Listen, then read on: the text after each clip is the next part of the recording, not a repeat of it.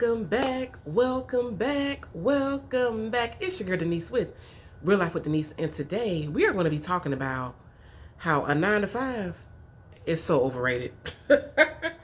we going to talk about it, okay? So y'all stick around. Let's get into it.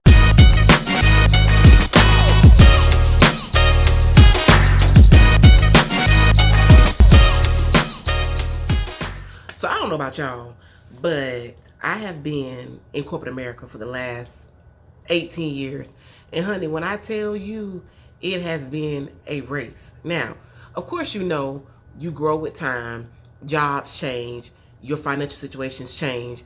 But doesn't it always seem as if you can never just reach that high to where you're like, you know what is going on? Now, I'm not saying, disclaimer, this is not for everybody.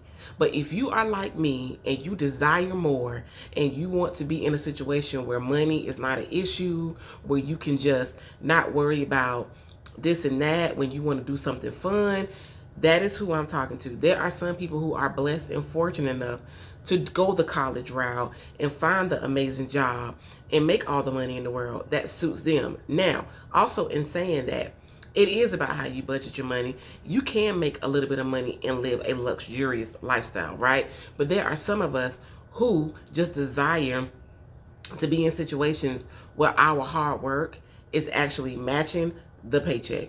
That might not be your situation. There may be somebody on here situation that it is like that. And honey, since 2020, since COVID happened, honey, it has been a struggle. Now, like I said, I've been in corporate America for the last 18 years, and I have loved the industry that I'm in. I'm in healthcare. I do pharmacy, or pharmaceuticals is what we should say. And that field is very rewarding. But sometimes it can get daunting when you feel like you have outgrown that space. Okay?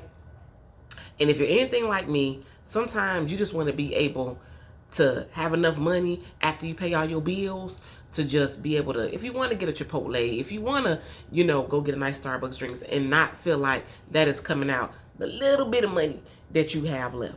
Now, in saying that, because we are in 2025, there are things that we can do to make a little extra coin. Okay, there's social media, there's Ubering, there's DoorDash. There are a lot of different things you can do to make extra income, right?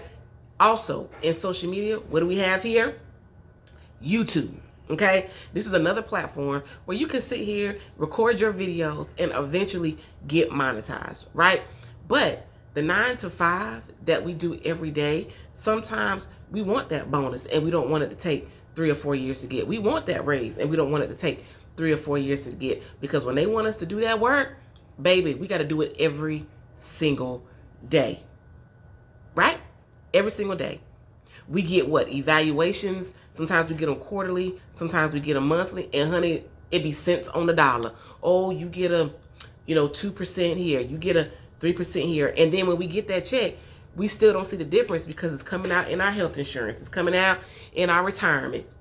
It's coming out in taxes. And even with that bonus, taxes eat a lot of that money. So therefore, we are still trying to figure out, what are we going to do? And a lot of us, we go out here and we get second jobs. But who wants to work 2 and 3 jobs for the rest of their lives? It's 2025. We want to do things in the comfort of our home. We want that money to come easy. Like, we know our job, but we want it to come easy. We don't want to have to keep giving,